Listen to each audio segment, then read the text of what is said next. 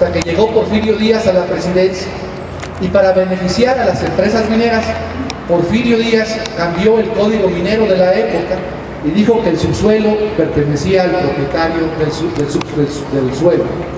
Cuando vino la Constitución de Querétaro, los constituyentes dijeron, seguramente por influencia de Andrés Molina Enríquez, que ustedes saben fue un jurista muy importante de principios del siglo XX, de finales del XIX, Andrés Molina Enríquez orientó a muchos diputados constituyentes y les dijo, no, es muy importante que les quitemos la riqueza a los extranjeros del subsuelo y que volvamos al principio de la colonia para que el subsuelo sea de la nación.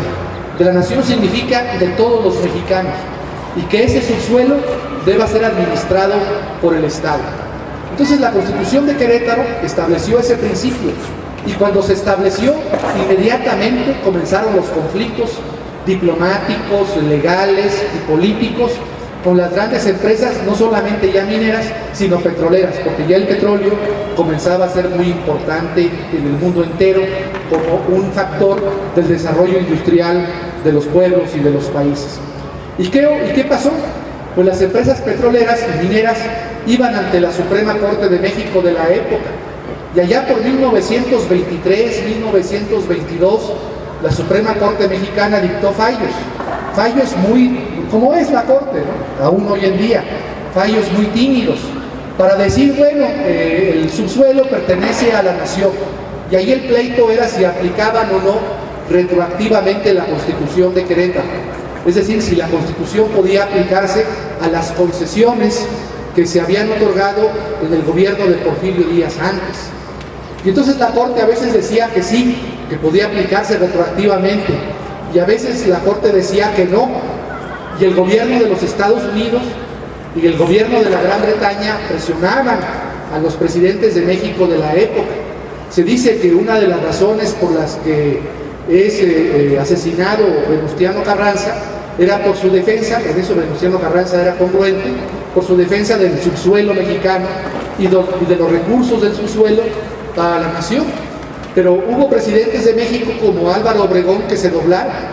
Ustedes saben que en la historia de México hay un hecho ignominioso, un hecho terrible, que fue la firma de unos acuerdos que se llaman los tratados o los acuerdos de Bucareli, que son acuerdos de 1923 que celebraron en secreto con el gobierno de los Estados Unidos para beneficiar a las grandes empresas petroleras y para que no se aplicara retroactivamente la Constitución de Querétaro, para que las concesiones que estas empresas habían obtenido antes de la promulgación de la Constitución de Querétaro se regularan conforme al régimen jurídico de la época de Porfirio Díaz y no conforme al régimen jurídico de la Constitución de Querétaro. Así siguió la lucha. Obregón, Calles, todos tuvieron problemas con los Estados Unidos. Los Estados Unidos los amenazaban: no te vamos a reconocer como presidente si no aceptas los acuerdos de Bucareli, si aceptas que la Constitución de Querétaro se aplique retroactivamente. Si haces eso, no te reconocemos como presidente. Y la historia llegó, como ustedes saben, hasta Lázaro Cárdenas. Y bueno, las circunstancias históricas del país, las circunstancias mundiales, la posible guerra mundial, todo esto favoreció a que Cárdenas, con su espíritu patriótico y nacionalista, fuera un poco más allá de la Constitución de Querétaro. Y no solamente con Cárdenas se decreta la expropiación y la nacionalización del petróleo, sino que en 1940 se hace un cambio muy importante a la Constitución, al párrafo 6, y se dice no solamente que el subsuelo es de la nación, sino la Constitución reformada a propuesta de Lázaro Cárdenas va a decir a partir de 1940 que se prohíben las concesiones, y con esto pues todas las concesiones que se habían dado se declararon nulas y el Estado mexicano recuperó el control de los hidrocarburos del país y se constituye Petróleos Mexicanos por esos años. Pero bueno, las empresas petroleras no se quedaron satisfechas, siguieron presionando al gobierno mexicano. El gobierno mexicano tuvo litigios en tribunales extranjeros para pagarles indemnizaciones no tan altas como querían las empresas petroleras, y buscaron la manera de entrarle al negocio petrolero. Y dijeron, muy bien, ya con Lázaro Cárdenas, además de expropiar y de prohibir las concesiones, se nos impide el paso. Pero vamos a inventar otra forma para entrar al negocio petrolero de México. Entonces dijeron, ya no podemos tener concesiones, pero podemos tener contratos. Y Ávila Camacho, que era un presidente pues débil, no era un presidente tan fuerte, no tenía el respaldo popular de Lázaro Cárdenas, acepta una reforma a la ley reglamentaria del artículo 27 de la Constitución para permitir contratos. Entonces hay contratos, no solamente con empresarios nacionales, sino con empresarios extranjeros. Y el colmo fue en el sexenio, esto fue el colmo, en el sexenio de Miguel Alemán, porque estos contratos pasaron a ser contratos que se llamaron riesgo, en donde México o Pemex celebraba el contrato, el gobierno mexicano vía Pemex, con el empresario extranjero del petróleo, y decían, bueno, son contratos por 25 años, por 50 años, y vamos a tener una parte de la renta petrolera. Ahora les explico lo que es la renta petrolera. En lugar de que la nación mexicana se quede con la totalidad de la renta petrolera, pues no la debe compartir. ¿Qué es la renta petrolera? La renta petrolera, para decirlo en términos sencillos, es la utilidad, es el beneficio por la venta del petróleo. Hoy en día, un barril de petróleo, extraerlo del subsuelo, más o menos Pemex gasta 8, 9, 10 dólares por extraer un barril del subsuelo. Pero el barril, como ustedes saben, de petróleo en el mercado internacional cuesta más o menos 103, 104 dólares, más de 100 dólares. Es decir, la renta petrolera es la resta de lo que vendemos el petróleo en el mercado internacional a más de 100 dólares y lo que nos cuesta extraerlo del subsuelo. Si nos cuesta 10 dólares extraerlo del subsuelo y lo vendemos a más de 100 dólares, la renta petrolera son 90 dólares. Esta es una riqueza impresionante. Es falso lo que se dice de que Pemex es una empresa que no tiene ganancias. Pemex, antes de pagar los impuestos, porque hay que decir que de esos 90 dólares, como 70, Pemex los paga en impuestos, en derechos se llama, en derechos a la Secretaría de Hacienda, solamente se queda como con 20 dólares para mantener en funcionamiento los pozos y el pago de la burocracia, y desde luego también la corrupción que hay en Pemex, que no niego. Pero Pemex paga de esos 90 dólares de la renta petrolera aproximadamente 70 dólares al fisco mexicano. Pemex es el contribuyente más grande del fisco, es la empresa que más paga impuestos. No es la Coca-Cola, no es Bimbo, no es Telmex, no, es Pemex. Pemex es el que paga más impuestos en México. ¿Y esos impuestos a dónde van? Pues esos impuestos van al presupuesto. Se supone que, o se dice, y esto es así porque cada año cuando se aprueba la ley de ingresos y el presupuesto, lo sabemos los que hemos estado en la Cámara, el 40% del presupuesto es de los impuestos de Pemex. De cada 100 pesos, 40 pesos del presupuesto para escuelas, para hospitales, para pagar a maestros, a enfermeras, a médicos, para construir carreteras, presas. Ese dinero viene del petróleo y de los impuestos que paga Pemex. Bueno, pues estas empresas, regreso a la parte de la historia de los contratos riesgo, con la presidencia de Miguel Alemán se entregan pues, muchos contratos riesgo, y bueno, las empresas petroleras iban por la renta, por los 90 dólares de ahora, y le decían a Pemex, bueno, pues a ti te tocan, Pemex, 40 dólares, y a nosotros nos tocan pues otros 50 dólares para que den los 90, y se repartían la renta petrolera. Esto desde luego era profundamente injusto porque había renta petrolera que el Estado mexicano no recibía, pero además pues había excesos de las empresas petroleras, excesos medioambientales, se contaminaba, se trataba mal a los trabajadores, y presidentes posteriores a Miguel Alemán, Ruiz Cortines, decidieron hacer un cambio legal y decir, no vamos a aceptar estos contratos riesgo, porque estos contratos riesgo implican una concesión, y vamos a prohibir los contratos de riesgo. Y Ruiz Cortines envía la iniciativa el último día de su presidencia. Ruiz Cortines también le tenía miedo a los Estados Unidos y a las grandes petroleras mundiales. Y en el siguiente gobierno, que fue el de López Mateos, se aprueba esta reforma a la ley, pero también a la Constitución. Y ahora la Constitución, así dice actualmente, los hidrocarburos son de la nación. Se prohíben las concesiones y los contratos, para que no haya contrato riesgo. Y así iba la historia. Y tardó mucho el gobierno mexicano, casi hasta el gobierno de López Portillo, para pagar las indemnizaciones con las empresas petroleras, pues que querían que les pagaran por haber reformado la Constitución. Y el gobierno mexicano llega a acuerdos con estas empresas muchos años después. Pero en fin, seguían insistiendo las empresas petroleras. Entonces, al inicio del gobierno de Miguel de la Madrid hay otra reforma a la Constitución. Ahora no al artículo 27, pero sí al artículo 28 y al artículo 25. El artículo 28 dice en el párrafo 4 que la explotación del petróleo que realiza Pemex no es un monopolio. Y dice además el artículo 28 que esa explotación es exclusiva del Estado. Es decir, no la puede realizar un particular, ni nacional ni extranjero. Y el artículo 25 dice que la explotación de las áreas estratégicas del Estado se realiza por los organismos públicos que tendrán el control y la administración de las áreas estratégicas. Todo eso dice la Constitución. Como ustedes ven, es un impedimento legal, constitucional muy fuerte para que las empresas extranjeras y el gobierno mexicano hagan lo que quieran.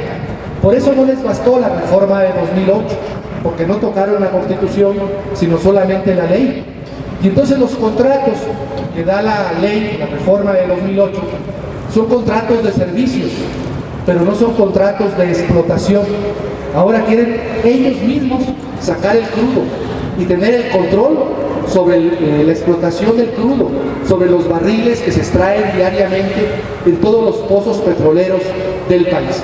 Y necesitan un respaldo jurídico, no les basta un respaldo legal, porque la Corte podría decir en un futuro, con un presidente distinto, que eso es anticonstitucional, que eso vulnera la Carta Magna. Entonces quieren tener plena seguridad.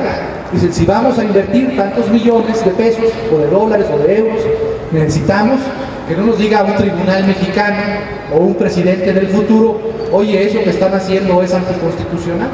Por eso ahora quieren reformar la Constitución. Y por supuesto van a reformar la Constitución y todas las leyes que puedan. Pero lo más importante es la reforma a la Constitución. Y si reforman la Constitución, pues ya estamos perdidos. Si reforman la Constitución, van a venir todos los contratos, riesgo, seguramente concesiones, mecanismos de asociación entre Pemex y empresas petroleras extranjeras. ¿Y qué va a pasar? Pues que estas empresas petroleras se van a llevar parte de la renta petrolera. Y como Pemex es quien más paga impuestos, la pregunta es, ¿y cómo le va a hacer el gobierno mexicano para pagar las escuelas, los hospitales, a los burócratas, a los maestros, etcétera? Pues tiene que aumentar impuestos. Por eso la reforma petrolera está vinculada a otra reforma, que es la reforma fiscal. Y en la reforma fiscal, ¿qué se quiere? Pues aumentar el IVA. Del 16% ahora, pues al 19% o al 22%. Fijar IVA en medicinas y alimentos y en cualquier otra cosa. Tal vez vayan a dejar una canasta básica muy pequeña que no pague IVA, pero lo que implica esto es que los mexicanos, los más pobres, ¿no? somos los que son los que van a pagar el beneficio de las empresas petroleras, porque las empresas petroleras se van a llevar la renta petrolera. Fíjense qué injusto, trabajar para los ricos y para que los pobres paguen esta reforma constitucional que pretende el gobierno de Peña Nieto y el PRI y el PAN. Entonces es algo que no podemos, y un sector del PRD o el PRD también, es algo que no podemos tolerar, es algo que no podemos aceptar, que con nuestros impuestos vayamos a compensar el hueco fiscal que va a dejar que Pemex ya no pague los impuestos que hoy en día paga. Por eso es tan importante que nos opongamos, pero además no solamente por razones de conveniencia económica, porque nosotros paguemos el pago, sino por razones de principio. Aquí hay razones históricas. No fue en balde la lucha de Lázaro Cárdenas y de tantos miles y millones de mexicanos la que se dio en 1938 para expropiar y nacionalizar el petróleo. No en balde fue la lucha que los constituyentes de Querétaro dieron en 1917 para establecer que los hidrocarburos son y pertenecen a la nación. Y no en balde está toda la lucha de la independencia de México, en fin, toda nuestra historia, todo lo que somos. ¿Por qué les vamos a regalar lo que nos pertenece? ¿Por qué les vamos a dar lo que pertenece? Dicen ahora, hay tres argumentos, los que exponen, los que están a favor de esta reforma petrolera, y con esto termino. El primer argumento es que hay que permitir, hay que ser competitivos, hay que favorecer el libre mercado. Pero yo les pregunto a ustedes si en sus casas permiten que un ajeno o un extraño sea competitivo. Oye, esta es mi casa, entra a mi casa, ¿no? Puedes disponer de la sala, de la cocina. Vamos a ser competitivos, ¿no? Vamos a competir a ver quién se duerme en la cama, a ver quién dispone del refrigerador, a ver quién dispone de la estufa, de la cocina. Bueno, eso es lo que nos dicen, que no queremos ser competitivos, porque queremos mantener el monopolio del Estado en la explotación de los hidrocarburos. Ese es el primer argumento. Luego el segundo argumento es que no tenemos dinero para explotar. Hay un gas que ahora se han inventado. En 2008 dijeron que eran aguas profundas, ¿no? Que el petróleo estaba en el Golfo de México en aguas profundas. Ahora los norteamericanos, que tienen sus satélites, dicen que México tiene un gas que se llama el gas shale. Este gas, los que hayan leído los periódicos, estén al tanto de todo esto, saben que es un gas que se obtiene a grandes profundidades de la tierra y se obtiene mediante una técnica que se llama fracking. Se fracturan las rocas y se utilizan grandes cantidades de agua y también de otros elementos químicos. No solamente es una explotación en contra del medio ambiente, porque además donde está el gas shale es en el norte de México, en Coahuila, en Nuevo León, en la zona esa de la cuenca de Burgos, ¿no? Y en otras cuencas también del estado de Veracruz y de Tamaulipas, donde se encuentra el gas shale. Entonces eso va a implicar consumo de agua exagerado, la contaminación de la tierra. Pero donde hay explotación de fracking para obtener el gas shale, hay también sismos, produce actividad sísmica, porque se perfora a gran profundidad la tierra. Entonces dicen, no tenemos dinero para extraer el gas shale. Entonces solamente las empresas petroleras mundiales tienen el dinero para explotar esos recursos. En México todos sabemos que eso es falso. En México sabemos que sí hay recursos. Bastaría una reforma fiscal, no como la que quiere Peña, para aumentar el IVA en medicinas y alimentos, sino una reforma fiscal para derogar lo que se llaman los regímenes de consolidación fiscal y otros regímenes fiscales que permiten un trato de favor a las grandes empresas de este país. Entonces de ahí se podría obtener el dinero. Bueno, si quisiera obtener el gobierno mexicano dinero para explotar el gas shale o el petróleo en aguas profundas, pues ahí está el dinero de las reservas del Banco de México. México tiene millones de dólares, más de 160,000 millones de dólares el Banco de México en reservas.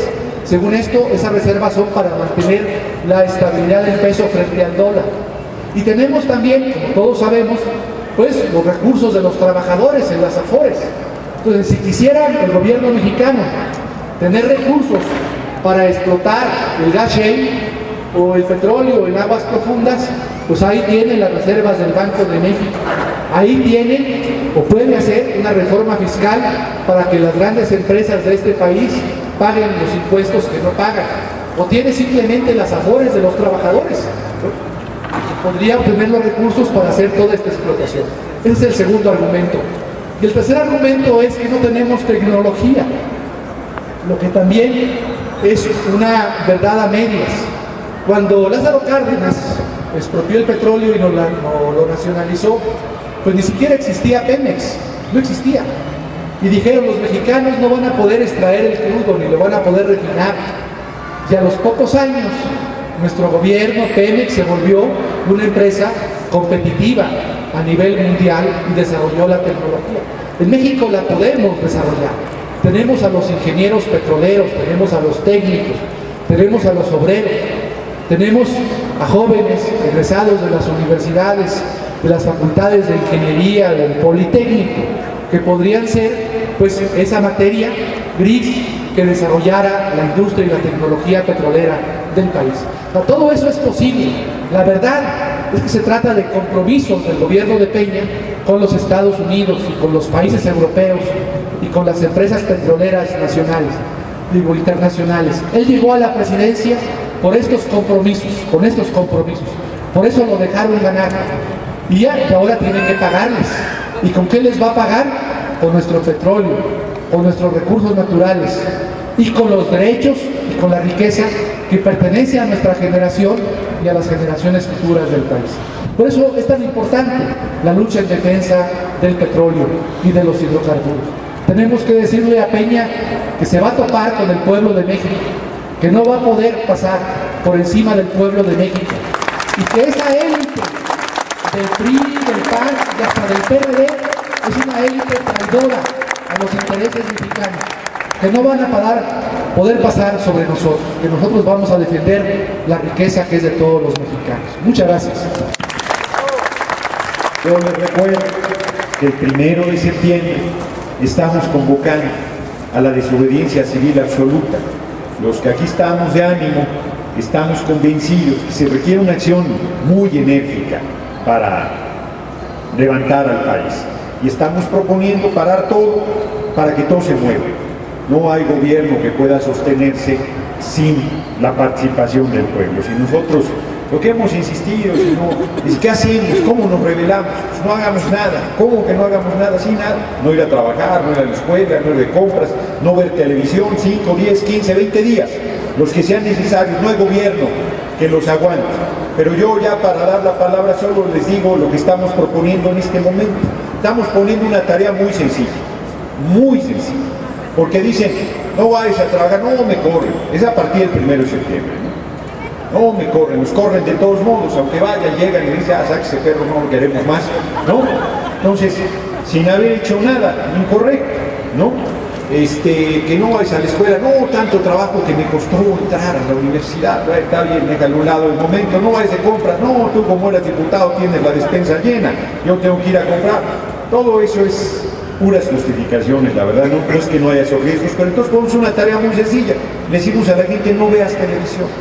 ¿Qué les va a pasar si no ven televisión? ¿Cuál va a ser la represalia si no se ve televisión? Al contrario, va a encenderse el entendimiento. Pero todavía hay quien nos dice, es que es nuestro único entretenimiento. Oh, que la que se murió.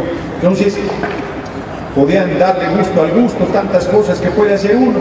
En vez de ver la televisión, leer muchas cosas. Tenemos el lugar 107 de 108 países en lectura. Me parte el alma ese dato. Y el primer lugar en obesidad en el mundo. O sea, de verdad el país está hecho una desgracia, tenemos que rescatarlo, pero vuelvo al tema ya para la palabra. Entonces proponemos, está bien, más fácil se las ponemos todavía, está bien, vean televisión, pero no vean Televisa. Solo eso, no vean Televisa. Bueno, si el pueblo durante 30 días no ve Televisa, le rompemos la columna vertebral a una de las herramientas más poderosas de control que tiene el sistema, que es la televisión y que es Televisa, son los canales. ¿Qué nos pasa si no vemos Televisa? Se va a salir López Dóriga de la pantalla, nos van a aldear, ¿qué va a pasar? No va a pasar nada, ¿no? Entonces es una tarea que ahí la estamos proponiendo para allá, para hoy mismo, no ver Televisa. Y ahí no hay pretexto, no hay represalia, no se juega a nadie la vida, no toman una carretera, no enfrentan al ejército, no hay que hacer más que cambiarle de canal. Eso, francamente, eso, y ni siquiera hay que pararse, porque ahora con los controles remotos, ¿no? Uno le cambia el pinche canal, ¿no? Y en vez de que le den y le den y le den, se saltan los de Televisa, ¿no? Esos no, ¿no? Entonces está clara la tarea, ¿no? Convenzámonos y convenzamos a los demás de empezar con esta tarea, no ver Televisa, y verán el daño que les vamos a hacer, porque al no ver Televisa dejamos de ver las cochinas que anuncian, dejamos de comprar los productos que hacen, o sea, ni siquiera con esa medida se toma una decisión de fuerza muy grande, pero seguimos con lo del 1 y el 8, si llegáramos al 8 ya, termino, con el país detenido, entonces la concentración del Zócalo sería la celebración del inicio de la transformación profunda del país. Y la gente nos va a decir, está re difícil. Pues sí, como decía Mandela, todo parece imposible hasta que se realiza. Pongo solo un ejemplo de Ocampo, a propósito de la refinación. Él dice, tienen las refinerías funcionando al 80%, las 4 refinerías. Dice, si las tuvieran al 100%, México tendría Pemex ganancias adicionales por 660 millones de dólares. Cada refinería cuesta 500. De 2003 a 2007 se habrían construido las 4 refinerías que se necesitan, ya no estaríamos importando gasolina, no tendría por qué estar subiendo como sube cada mes la gasolina, y encima tendríamos ganancias por 160, 300, 640 millones de dólares en los 4 años y 4 refinerías construidas. Fíjense cómo son de canallas. Y se importa gas natural para las termoeléctricas en vez de funcionar con agua y con derivados del petróleo, que es el otro combustible con que se puede echar a andar. Es un librazo el de Ocampo, va a venir y además ya trae los datos actualizados dentro de 15 días. No falten, está lo de Televisa, está lo del 8 de septiembre, que todavía falta algo para eso, y lo que vayamos construyendo entre todos de protestas para ir, que vaya midiéndole Peña y vayan midiéndole los de fuera, que va a haber un pueblo en pie de lucha, diciéndoles que el general Cárdenas no ha muerto, su espíritu vive en el corazón de los patriotas de nuestro país. Hemos venido caminando, fuimos al Senado contra la reforma laboral, la impusieron, pero ahí estuvimos, como con un compromiso con la nación, con el pueblo de México. El 18 de junio estuvimos aquí precisamente tomando protesta frente a la tumba de que nos comprometíamos a seguir luchando por la defensa, la liberación de independencia de nuestra patria. No podíamos dejar pasar este momento. Y bueno, a partir de ahí nos hemos dado cuenta de que necesitamos más, dar un paso más adelante. Pero también queremos ver con ustedes si podemos ir teniendo compromisos para poder avanzar, difundir, invitar, organizarnos y hacer que ese día, el 1 de septiembre, esa desobediencia civil realmente funcione. Muchas cosas pueden hacerse. Basta con poner a trabajar nuestra maquinita, la imaginación, para no ver televisión. Y retiemble en su centro la tierra al sonoro rugir del cañón. ¡Duro! Hagan de cuenta que esto que tengo aquí es el presupuesto, 3,5 billones. Lo vamos a meter aquí abajo, ¿no? Y luego los movemos. Y luego les pregunto, ¿dónde quedó la bolita? ¿Dónde quedó la bolita?